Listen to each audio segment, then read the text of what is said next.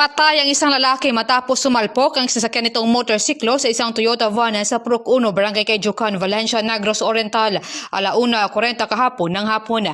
Ang biktima ay si Janela Sabanal Epok, 29 anyos, binata at residente ng Sitio Avocado, Barangay Talalak, Santa Catalina, habang ang driver ng van ay si Randy Aranas Basig, 51 anyos, may asawa at residente ng Barangay Balogos, Sibulan.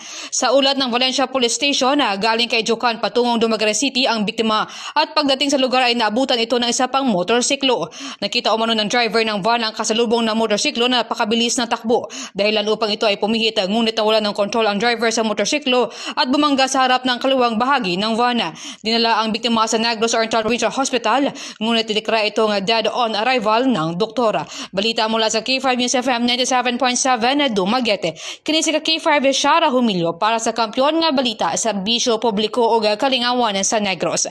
K5 News FM. This news is brought to you by...